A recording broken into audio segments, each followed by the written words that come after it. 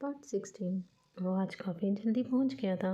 वो एडिटोरियम में बैठा कुछ सोचने में मगन था जब इसकी नज़र बाहर गई, जहाँ से वो चलती हुई अंदर को आ रही थी।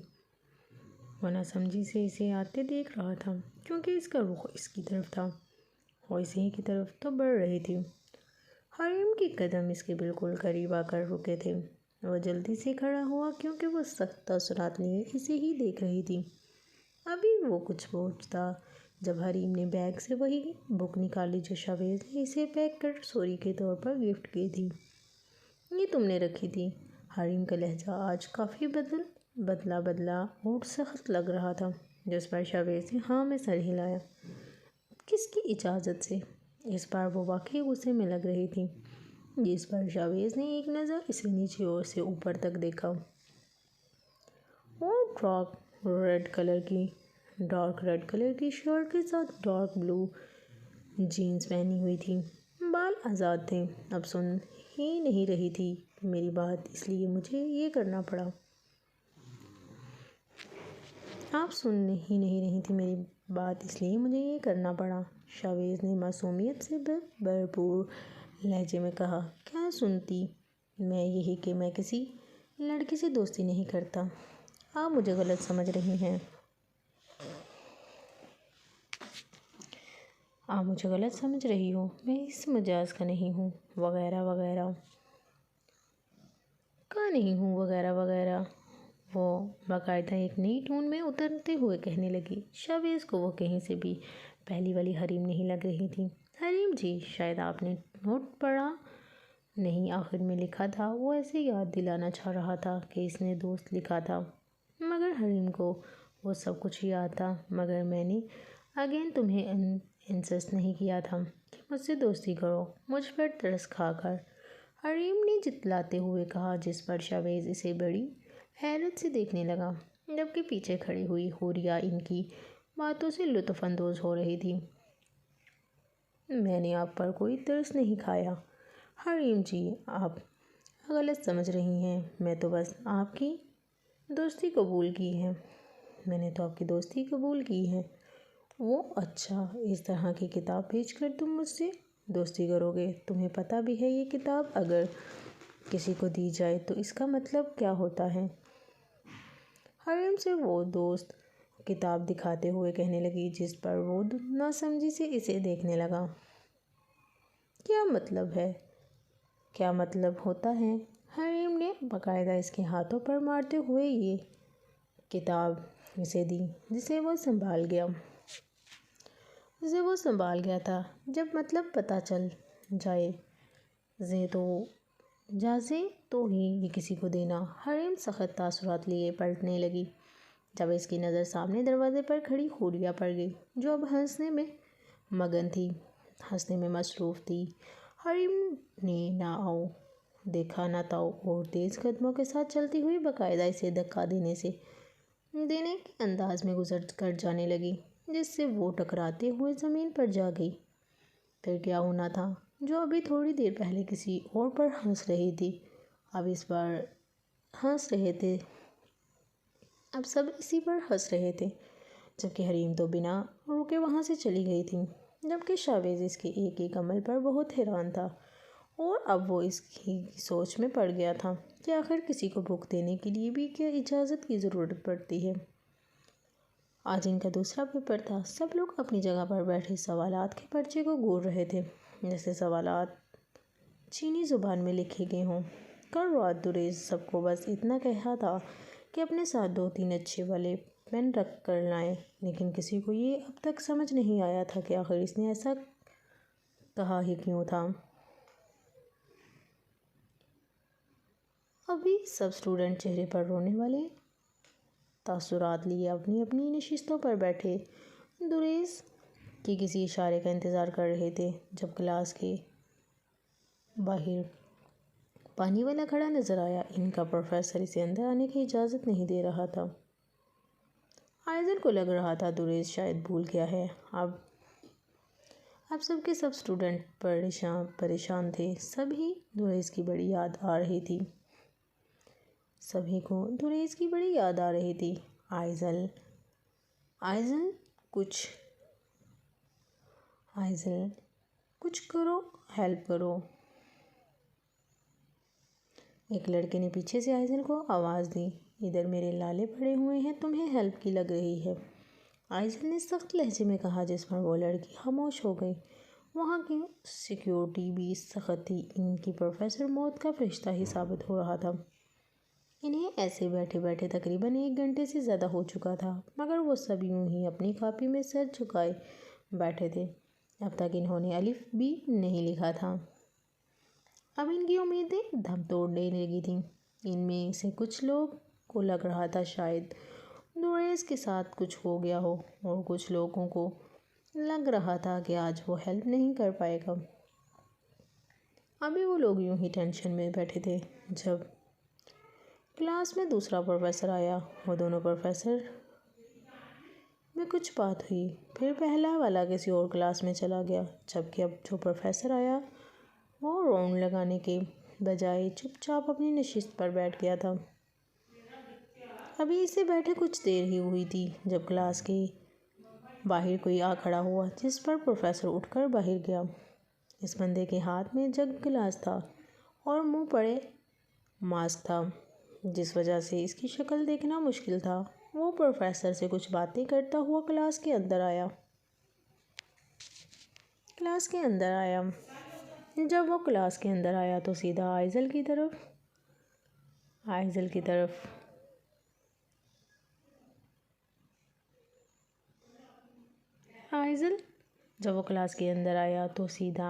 طرف قدم بڑھائے، جس کو پانی پینا ہے ابھی پی لے، ویسے مجھے نہیں پتا تھا کہ ایسا سسٹم شہر کی اتنی بڑی یونیورسٹی میں بھی ہوتا ہوگا۔ پروفیسر کی بات پر سب لوگ منہ بناتے ہوئے واپس اپنی کاپی پر سر جھکا گئے، کیونکہ سب کو اس وقت صرف اپنی ٹینشن تھی۔ آئزل اسے اپنی طرف آتے اس شخص کو بڑے غور سے دیکھ رہی تھی۔ وہی کالی آنکھیں، وہی چلنے کا سٹائل۔ وہ جو پانی والا بن کر آیا تھا وہ کوئی اور نہیں بلکہ دوریس تھا، لیکن اس سے اس بات پر صرف شک تھا۔ لیکن جیسے جیسے وہ قریب آتا گیا، آئزل کو دل میں کچھ کالا محسوس ہونے لگا۔ میڈم پانی چاہیے؟ وہ اس کے قریب آ کر اس سے پوچھنے لگا، جس پر آئزل آنکھیں چھوٹی کرتے ہوئے اس کا جائزہ لینے لگی۔ بلو پینٹ کے ساتھ بلو چیک شرٹ، چہرے پر ماسک اور ساتھ ہی بڑا سا بوائے اسٹالر لپیٹا ہوا تھا، جس سے اس کے بال کور ہوئے تھے۔ اس وقت وہ واقعی پانی پلانے والا لگ رہا تھا۔ آئزل اس کی آواز پہچانتے ہوئے اسے مزید گھورنے لگی، جس پر دوریس نے اسے آنکھ ماری۔ آئزل کے منہ سے ابھی کچھ نکلتا ہی جب دوریس نے اس کے ہاتھ میں پانی کا گلاس تھمایا، ساتھ ہی ایک پیپر بھی۔ آئزل جلدی سے اسے فولڈ ہوئے پیپر کو ہاتھ میں دباتی ہوئی پانی کا گھونٹ بھرنے لگی، جبکہ دوریس نے اس کے گلاس لیتا ہوا واپس پلٹ گیا۔ اسی طرح دوریس نے تقریباً وہاں 10 سے 15 اسٹوڈنٹ کو پانی پلانے کے بہانے پیپرز تھمائے تھے۔ اب یہ ان کا کام تھا کہ انہیں جلدی سے جلدی پورے 5 سوالوں کے جواب اپنی کاپی میں اتارنے تھے۔ وہ اسٹوڈنٹ بڑی ہوشیاری سے اپنی اپنی کاپیاں بھر رہے تھے، جبکہ دوریس کے سمجھانے کے مطابق ان لوگوں نے چیٹنگ کرنے کی ایک الگ ہی ٹرک سیکھی تھی۔ اب انہیں بس لکھنا ہی لکھنا تھا۔ دوریس کے دیے گئے پیپرز میں پورے 5 سوالوں کے جواب تھے، جنہیں وہ لوگ ٹکڑوں میں تقسیم کر کے ایک دوسرے کی مدد کر رہے تھے۔ آج ان کی قسمت بھی اچھی تھی کہ وہ پروفیسر کو کسی پر شک نہیں ہوا تھا، اور وہ لوگ بڑی ہوشیاری سے پیپر بھرنے میں مصروف ہو گئے تھے۔ جی ہاں سر، آج اس کی ٹانگ پر بندھا پلسٹر کھلنے والا ہے، شاید وہ 2 دن تک شوٹنگ پر رہے۔ بادل کی بات پر اس نے اس بات میں سر ہلایا، جبکہ شراب کا گلاس بھی ابھی بھی اس کے ہاتھ میں تھا، جس سے وقفے سے وہ گھونٹ بھر رہا تھا۔ آتش سوال پر وہ اس کے پیچھے کھڑا ہاتھ مسل رہا تھا۔ کھڑکی سے باہر کا موسم دیکھتا ہوا آتش اب پلٹ کر اس کو سوالیہ نظروں سے دیکھنے لگا۔ جب وہ سر جھکا گیا، موڑ اس ساتھ لہجے میں مخاطب ہوا جس سے سامنے کھڑا شخص چونکا۔ سر، وہ لوگ حاشر خانزادہ کے اپارٹمنٹ پر ٹھہرے ہوئے ہیں۔ بادل کے کہنے کی دیر تھی جب آتش اسے باقاعدہ گھورنے لگا۔ وہ قدم اس کی طرف بڑھانے لگا۔ وہ اب اس کے بالکل سامنے کھڑا تھا۔ بادل کے ماتھے پر پسینے کی بوندیں ابھری ہوئی نظر آ رہی تھیں۔ کیا کہا؟ وہ سخت مگر دھیمے لہجے سے پوچھنے لگا، مگر بادل خاموش۔ کیا کہا؟ اس پر وہ باقاعدہ چیخا تھا۔ سر، طبیب علی اپنی ٹیم کے ساتھ حاشر خانزادہ کے اپارٹمنٹ پر رکے ہوئے ہیں۔ آتش نے ہاتھ میں پکڑا شراب کا گلاس اٹھا کر توڑ پھینکا جس سے وہ چکنا چور ہو گیا۔ اوور! وہ اپنی نیلی آنکھوں میں آگ لیے دانت پیچتے ہوئے چیخا۔ سامنے کھڑا شخص 200 کی اسپیڈ میں وہاں سے جان بچا کر بھاگا تھا۔ آخر کیا کرنا چاہ رہی ہو تم؟ طبیب علی، کیوں میرے صبر کو آزما رہی ہو؟ 1 سیکنڈ بھی نہ ہوا تھا اس نے اس کے کمرے کا نقشہ بگاڑ ڈالا تھا۔ بگاڑنے میں وہ سیکنڈ کے اندر اس خوبصورت کمرے کو کباڑ خانہ بنا گیا تھا۔ ایک چیز جو بڑی ترتیب سے رکھی گئی تھی اب بے یار و مددگار زمین پر پڑی ہوئی تھی۔ ملنا پڑے گا، ایک اور بار ملنا پڑے گا۔ وہ سرخ آنکھیں لیے عہد کرتا ہوا وہاں سے چلا گیا، جبکہ غصہ اب تک اس کے اندر بھڑک رہا تھا۔ اف اللہ! آپ بھی نہ! اب جلدی سے ایک نیا موبائل لے لیں تاکہ آپ کو اس بلیک بیوٹی کا موبائل نہ یوز کرنا پڑے۔ وہ منہ بناتا ہوا ایک بار پھر رائمہ کو چڑھا گیا تھا کیونکہ طبیب کا موبائل ٹوٹ گیا تھا، اس لیے وہ رائمہ کے ہی موبائل سے گھر پر کال کرتی تھی۔ اسپیکر آن ہونے کی وجہ سے رائمہ ان کے الفاظ سن چکی تھی۔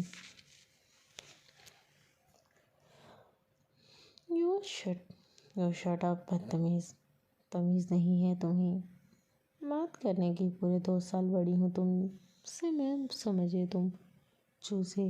رائمہ بھڑکتے ہوئے طبیب کی طرف آئی اور موبائل چھین کر چلانے لگی، جس پر طبیب نے سر پکڑ لیا کیونکہ ایک بار پھر ان دونوں کی لڑائی شروع ہونے والی تھی۔ تم چپ کرو بلیک بیوٹی، میں اپنی بہن سے بات کر رہا ہوں، سمجھی؟ بار بار بیچ میں آنا ضروری ہے کیا؟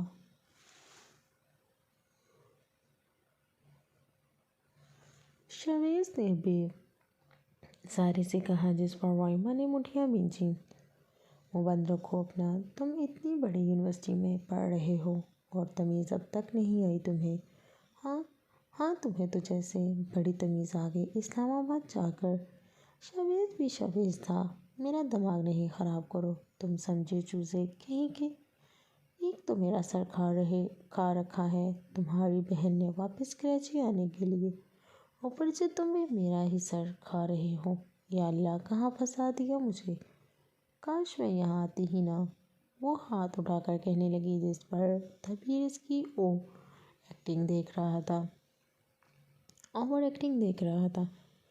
ایکسکیوز می بلیک بیوٹی چوزا! کسے کہا؟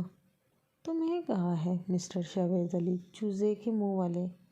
ہاں، میں ٹھہرا چوزے کے منہ والا، مگر تم رہو گی سدا کی بلیک بیوٹی! واہ! وہ اسے آخری بار چھیڑتا ہوا کہکا لگا کر کال بند کر گیا تھا، جبکہ وہ بڑے غصے سے طبیب کو گھورتی ہوئی وہاں سے چلی گئی۔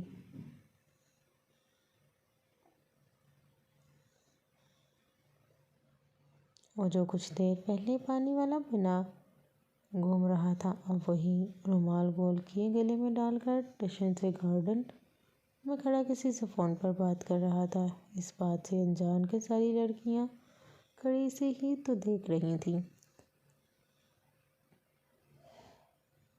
جیسے ہی وہ فون بند کر کے پلٹا، سب لڑکیوں کے منہ سے بے ساختہ اف نکلا تھا، جو آئزل دیکھ چکی تھی۔ اب وہ ہمیشہ ہی اپنے بڑھتے ہوئے بالوں کو باندھ کر رکھتا تھا، جس میں وہ اور بھی زیادہ ہینڈسم نوجوان لگتا تھا۔ وہ تمام لڑکیوں کی نظروں کو نظر انداز کرتا ہوا ایک مغرورانہ چال چلتا ہوا آئزل کی طرف بڑھنے لگا، کیونکہ وہ دیکھ چکا تھا کہ وہ اس کی طرف آتے آتے رکی تھی۔ ہائی ڈارلنگ، کیسی ہو؟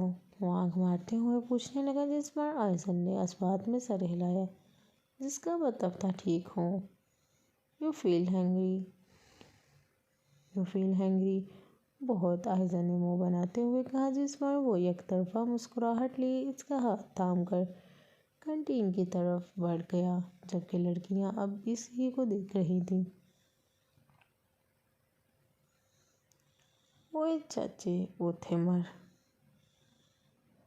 وہ جو ہاتھ میں سینڈوچ لے کر کرسی پر جاہلانہ اسٹائل سے بیٹھا ہوا تھا، ایک بائٹ لے کر کینٹین والے کو آواز دینے لگا، جبکہ آئزل بیچاری بھوکھوں کی طرح اپنا برگر ختم کرنے میں مصروف تھی۔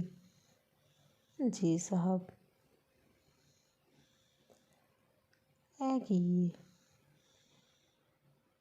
صاحب جی،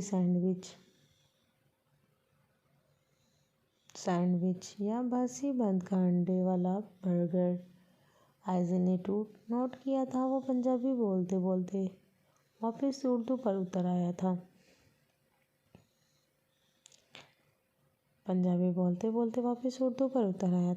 سر جی، باسی نہیں ہے، بس کباب میں مرچی کم ڈالی ہے، وہ بیچارہ منہ صاف کرتے ہوئے کہنے لگا، جس پر دریس یکدم وہاں سے اٹھا۔ اگر برگر میں تیار کروں تو کوئی اعتراض تو نہیں؟ دریس کی بات پر پہلے تو وہ اسے غور سے دیکھنے لگا، پھر نفی میں سر ہلا گیا، جبکہ آئزل دریس کو بڑی حیرت سے دیکھنے لگی۔ دریس، کہاں جا رہے ہو؟ پاگل ہو گئے ہو کیا؟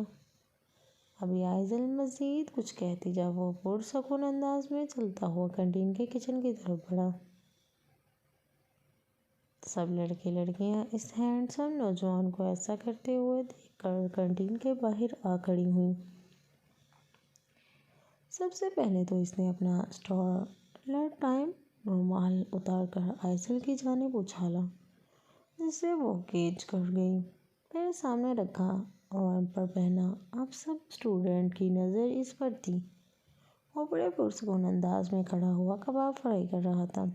پہلے اس نے کباب فرائی کیے، پھر بن جو ہلکا سا فرائی کیا، پھر انڈا فرائی کیا۔ اب اس نے بن کے نچلے حصے پر چٹنی لگائی، پھر اس پر مرچی چھڑکی، پھر رائتا لگایا، پھر سادہ سلاد رکھی، پھر انڈا اور کباب رکھا اور پھر سے مرچیں چھڑکیں۔ اب بن کے اوپر والے حصے کو رکھ کر وہ برگر بنا چکا تھا۔ سب سمجھے یہ بن چکا تھا، مگر وہ سب غلط تھے۔ وہ سامنے رکھے پین میں مزید آئل ڈالنے لگا اور پھر اس آئل کو گرم کرتے رکھ دیا۔ اب وہ پیاز کاٹ کر انڈے کے اوول میں ایڈ کر رہا تھا۔ اس نے مزید مسالے ایڈ کیے اور پھر اپنے برگر کو اس میں ڈبو کر سامنے رکھے پین میں فرائی کرنے کے لیے رکھ دیا۔ وہ دریس دورانی تھا، جو کام دنیا میں شاید کسی نے بھی کبھی نہ کیا ہوگا۔ وہ چرسی موالے دو نمبر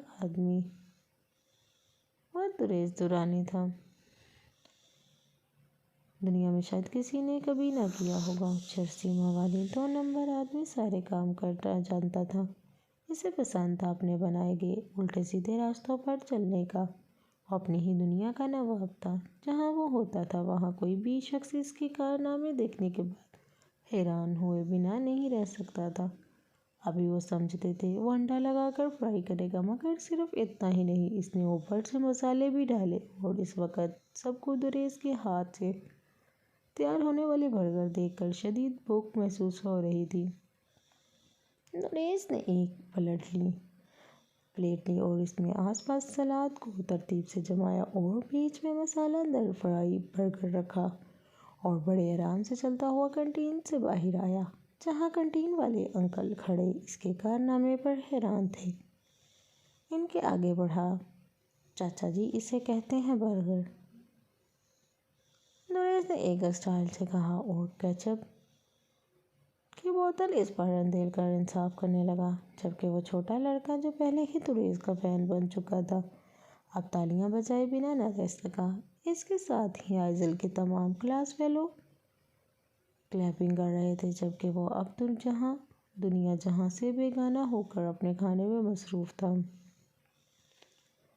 وہ یونیورسٹی سے آ کر بس انہی سوچوں میں تھا کہ آخر وہ کیا کرے۔ حریم کے الفاظ اس کی سماعت میں اب بھی گونج رہے تھے۔ وہ بار بار یہی سوچ رہا تھا کہ آخر کس کو تحفہ دینے کے لیے سوچنا کیوں ضروری ہوتا ہے۔ اسے کچھ سمجھ نہیں آ رہا تھا۔ اس نے حریم کو یہ کتاب دے کر کوئی غلطی کی تھی، مگر اس دن حریم خود اس کتاب کو ہی ڈھونڈ رہی تھی، اور جب اب میں نے اسے یہ دے دی تو اس نے ایسا ری ایکٹ کیوں کیا میرے ساتھ۔ وہ سوچوں میں گم تھا جب اس کے کمرے کا دروازہ کھلا اور بابا جان ویل چیئر پر موجود اندر داخل ہوئے۔ بابا جان، آپ کو ہی کام تھا تو مجھے آواز دے دیتے، اس بات سے انجان کہ وہ کتاب اب بھی اس کے ہاتھ میں تھی۔ بابا جان اسے گھورنے لگے، جبکہ اب بھی کتاب پر نظر گئی بھی نہیں تھی۔ کیوں میرا یہاں آنا منع ہے، یا مجھے اجازت لے کر آنا چاہیے تھا؟ بابا جان کی بات پر شاویز اپنے الفاظ پر بجتا ہوا، ایسی بات نہیں ہے بابا جان، میں نے تو ایسے ہی کہہ دیا۔ وہ نظریں چراتا ہوا منہ بنا گیا، جبکہ افتخار صاحب اس کے صوفے پر بکھرے سامان کو دیکھ رہے تھے۔ بڑا کتب بازار لگایا ہوا ہے، پڑھائی کر بھی رہے ہو یا نہیں؟ بس ایسے ہی نام کے لیے یونیورسٹی جا کر بہن کا خرچہ کروا رہے ہو؟ ہر بار کی طرح ان کا لہجہ آج بھی سخت اور تیزیا تھا۔ اس بار شاویز ان کی طرف بیچارگی سے دیکھنے لگا۔ بابا جان، کیا ہو گیا؟ آپ کیوں ہر وقت خفا رہتے ہیں؟ میں الحمدللہ پڑھنے ہی تو جا رہا ہوں، شاویز نے باقاعدہ رونے والا منہ بناتے ہوئے کہا، جس پر افتخار صاحب اسے گھور کر رہ گئے، مگر جب اس کے ہاتھ میں پکڑی کتاب پر نظر گئی تو جیسے وہ سخت ہو گئے تھے۔ اچھا، تو یہ پڑھائی ہو رہی ہے؟ ابھی شاویز کچھ سمجھا تھا جب اس کی نظر اپنے ہاتھ میں پکڑی کتاب پر گئی۔ اب شاویز آنکھیں پھاڑتے ہوئے سامنے بیٹھے بابا جان کو دیکھ رہا تھا۔ اسے نہیں پتا تھا اس کے ساتھ کیا ہونے والا ہے۔ بابا جھک کر بابا کے بچے، یہ پڑھائی ہو رہی ہے وہاں؟ ہاں، محبتوں کے راز جاننے کے لیے یونیورسٹی جایا جا رہا ہے۔ اگر واقعی تجھے محبتوں کے ہی راز جاننے ہیں تو بیٹا مجھے پہلے ہی بتا دیتا، میں طبیب کو منع کر دیتا کہ اس گدھے کو یونیورسٹی نہ لگاؤ۔ بس اس کا ایک ہاتھ میرے ہاتھ میں دے دو، پھر دیکھو کیسے بتاتا ہوں میں محبتوں کا راز اسے۔ افتخار صاحب ٹھیک ٹھاک والے آگ بگولا ہو چکے تھے، اور اس بار تو تدبیر بھی گھر پر نہیں تھی۔ اگر وہ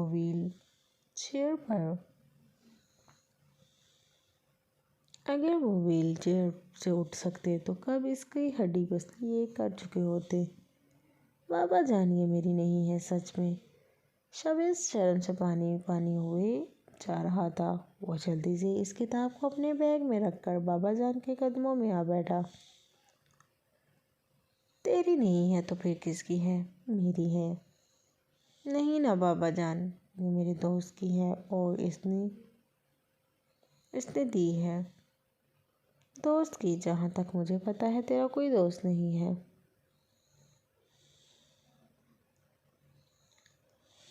بابا جان ابھی شاویز کا ٹھیک والا امتحان لے رہے تھے۔ شاویز بہانے پر بہانہ بنایا جا رہا تھا۔ بابا جان، آپ نہیں جانتے نا اسے، وہ یونیورسٹی کا دوست ہے۔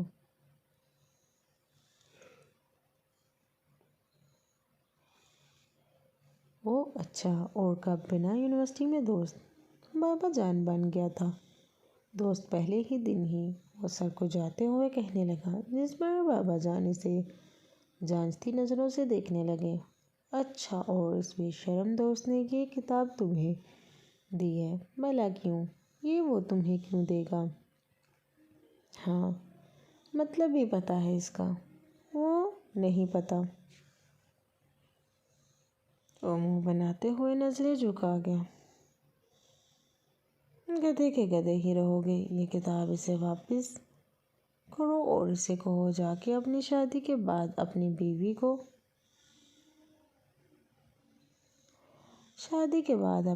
کو گفٹ کرے، اور خبردار جو آج کے بعد اسے بے شرم لوگوں سے دوستی رکھی تو۔ افتخار صاحب کی بات پر وہ جلدی جذبات میں سر ہلاتے ہوئے واپس اپنے صوفے پر جا بیٹھا، جبکہ افتخار صاحب اسے آنکھیں دکھاتے ہوئے وہاں سے چلے گئے۔ جیسے ہی وہ کمرے سے نکلے، وہ جلدی سے اس کتاب کو نکال کر پڑھنے لگا۔ پڑھنا ضروری ہے۔ ایک بار پھر افتخار صاحب کی آواز آئی، جس پر وہ کانپتے ہوئے باہر کی طرف دیکھنے لگا، جہاں وہ باہر سے اسے غصے سے گھور رہے تھے۔ شویز نے اپنے چہرے پر آئے پسینے کو صاف کرتے ہوئے اس کتاب کو واپس بیگ میں رکھ دیا، جسے دیکھ کر افتخار صاحب اب چاہ چکے تھے۔ اف، کیا ہے اس کتاب میں؟ حریم اسے تلاش کر رہی تھی۔ جب میں نے اسے دی تو منہ پر مار گئی تھی، اور اب بابا جان پڑھنے میں نہیں دے رہے تھے، نہ رکھنے دے رہے تھے پاس۔ بھلا ایسا بھی کیا راز ہے اس کتاب میں؟ وہ خود کلامی کرتا ہوا اپنا بیگ سمیٹ کر ٹیبل پر رکھنے لگا۔ لیکن میں بھی جان کر ہی رہوں گا کہ آخر کیا راز ہے اس کتاب میں۔ وہ واپس اپنے صوفے پر آ لیٹا۔ اب وہ موبائل میں گوگل پر سرچ کرنے میں مصروف تھا، یقیناً اپنا تجسس ختم کرنا چاہتا تھا۔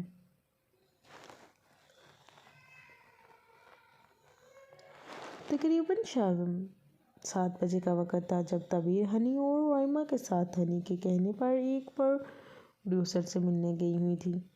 وہ بہت بڑا ہاؤس تھا، یقیناً وہاں اکثر شوٹنگز ہوا کرتی ہوں گی، ورنہ جس خوبصورت سی جگہ پر وہ بنایا گیا تھا وہاں رہنا انسانوں کے لیے کافی مشکل تھا۔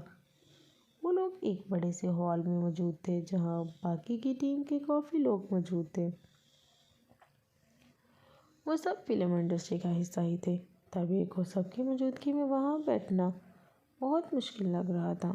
وہاں موجود ایک امیر دولت مند ڈائریکٹر، جو بار بار تبیر کو گہری نظروں سے دیکھا جا رہا تھا۔ تبیر کو اس کا خود کو دیکھنا بہت عجیب لگ رہا تھا۔ وہاں سے اٹھ کر واش روم کا بہانہ بنا کر دوسری جانب چلی گئی۔ ہنی اسے راستے سمجھا چکی تھی، جبکہ رائما کو وہ اس طرح اچانک جاتے ہوئے کچھ سمجھ نہیں آئی تھی۔ پتہ کیسے کیسے لوگ ہیں یہاں، بے شرم، بے حیا، گنجا کہیں کا۔ وہ منہ میں بڑبڑاتی ہوئی دل کی بھڑاس نکال کر آگے کو بڑھ رہی تھی۔ ابھی وہ اوپر والے حصے میں آئی ہی تھی جب اسے یاد آیا کہ جو ہنی نے کہا تھا وہ تو اس نے ٹھیک سے سنا بھی نہیں تھا۔ وہ اوپر والے حصے میں بنی خوبصورت سی بالکونی میں کھڑا کسی سے فون پر مصروف تھا، جب پیچھے سے کسی کے تیز قدموں کی آہٹ سنائی دی تو پلٹا، مگر سامنے سے آتی لڑکی کو دیکھ کر وہ واپس رخ موڑ گیا۔ وہ کشمکش میں مبتلا تمام کمروں کو دیکھ کر جلدی جلدی قدم آگے بڑھا رہی تھی۔ جب اس نے سامنے بالکنی میں کسی شخص کو کھڑا دیکھا تو وہ جلدی سے بنا کچھ سوچے ان میں سے ایک کمرے کے اندر چلی گئی۔ تمہارا یہاں آنا کیا؟ میں اسے اتفاق سمجھوں یا پھر خدا کی طرف سے دیا گیا موقع؟ وہ اپنے ہلکی گلابی لبوں پر انگلی پھیرتا ہوا اس کے کمرے کی جانب چلا گیا، کیونکہ جس کمرے میں وہ گئی تھی وہ کمرہ شوٹنگ کے دوران چینجنگ روم کے طور پر آتش کو دیا گیا تھا۔ وہ جلدی سے اپنا بیگ صوفے پر رکھتی ہوئی خود فیس واش کرنے کی غرض سے چلی گئی، جبکہ وہ دھیمے قدموں سے چلتا ہوا اندر آ کر دروازہ بند کر گیا تھا۔ اسلام آباد ہے تو بہت حسین، لیکن یہاں کی ہوائیں میری تو سمجھ سے ہی باہر ہیں۔ کبھی کس سمت چلتی ہیں، کبھی کس سمت۔ وہ خود کلامی کرتے ہوئے نل کھول کر پانی سے منہ دھو رہی تھی۔ اسے خبر بھی نہ تھی کہ اس کی بک بک باہر کی کھڑا شخص بڑی آسانی سے سن رہا ہے۔ اس کی بک بک باہر کھڑا شخص بڑی آسانی سے سن رہا تھا۔ ایک تو یہ میک اپ بالکل بھی اچھا نہیں، اتنا بیکار میک اپ میں اگین نہیں خریدوں گی، بے وجہ پیسے ضائع کرنے والی بات ہے۔ وہ ٹاول سے منہ صاف کرتی ہوئی جیسے ہی بات سے باہر آئی، سامنے کھڑے مسکراتے ہوئے شخص کو دیکھ کر اس کی سیٹی گم ہو گئی۔ تو نہ کرو نا پیسے ضائع، کس نے کہا کہ تمہیں میک اپ کی ضرورت ہے؟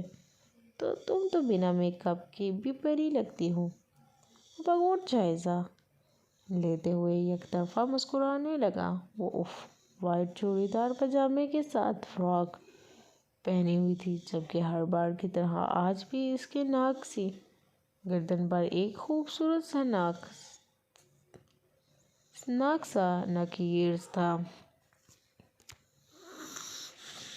آپ یہاں، آپ اندر کیسے آئے؟ وہ بے یقینی کی کیفیت میں مبتلا اسے دیکھی جا رہی تھی۔ وہ بلیک 3 پیس میں اس وقت دنیا کا سب سے خوبصورت نوجوان معلوم ہو رہا تھا۔ اس کا ہلکی سی بینڈ والا چہرہ اس کی آنکھوں میں تبیر کو اپنی طرف مائل کر رہی تھی۔ وہ اپنی پرکشش نیلی آنکھوں سے اسے دیکھ رہا تھا۔ وہ آج صبح اسے لے کر کتنا غصے میں تھا، لیکن نہ جانے کیوں اس معصوم کا چہرہ دیکھتے ہی اس کا سارا غصہ غائب ہو جاتا تھا۔ دروازے سے وہ خود ہی کہتا ہوا یک طرفہ مسکرانے لگا، جبکہ تبیر کو اس کی یہ حرکت سخت ناگوار گزری تھی۔ اب بھی اور اس ہی وقت نکل جائیں اس روم سے، وہ اسے انگلی دکھاتے ہوئے وارن کرنے لگی، جس پر اس کی مسکراہٹ مزید گہری ہوئی۔ اور اگر نہ جاؤں تو؟ اس کے مضبوط قدم تبیر کی طرف بڑھنے لگے تھے۔ اس کی نازک سی گردن اسے اپنی طرف کھینچنے میں کامیاب ہو رہی تھی۔ تو میں شور مچا دوں گی۔ او ریلی، کیا کہو گی سب سے؟ وہ جیسے جیسے اس کے قریب آ رہا تھا، تبیر کے قدم پیچھے ہوئے جا رہے تھے۔ بس کچھ ہی فاصلہ رہتا تھا اس کے اور آتش کے درمیان۔ یہی کہ آپ بنا اجازت لیے میرے لیے روم میں آ گئے ہیں۔ اچھا سچی؟ تو کیا اپنی چینجنگ روم میں آنے کے لیے بھی مجھے تمہاری اجازت کی ضرورت پڑے گی؟ اس بار آتش کا لہجہ سخت تھا، کیونکہ اسے کسی کا یوں سامنے کھڑے رہ کر آنکھوں سے آنکھیں ملا کر بات کرنا بالکل بھی نہیں پسند تھا۔ میں بھی اس کے سامنے ہوتا تھا، اس کی نظریں جھکی ہوئی ہوتی تھیں۔ آپ کا یہ روم آپ کا ہے، بالکل ٹمپریری ہی صحیح، لیکن یہ میرا روم ہے۔ آج ایک اور بار تم نے میرے ہی روم میں آ کر میرے آنے پر ہی اعتراض کر رہی ہو۔ وہ کہتا ہوا اب اس کے بالکل قریب آ چکا تھا۔ وہ پیچھے کو ہوتے ہوئے دیوار سے جا لگی تھی۔ وہ اس کے اتنا قریب تھا کہ اس کے برانڈ پرفیوم کی خوشبو وہ محسوس کر رہی تھی۔ آتش اپنے چہرے پر سخت تاثرات لیے اسے گھور رہا تھا۔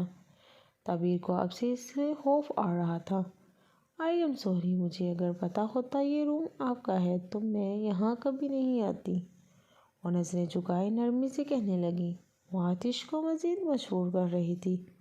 وہ آخر کس طرح خود پر قابو کیے کھڑا تھا، ورنہ بہک تو وہ تب ہی چکا تھا جب پہلی بار اس کی نظر اس کے نازک سے وجود پر گئی تھی۔ اب تو آ گئی ہو تو بتاؤ کیا کیا جائے تمہارے ساتھ؟ مطلب سزا؟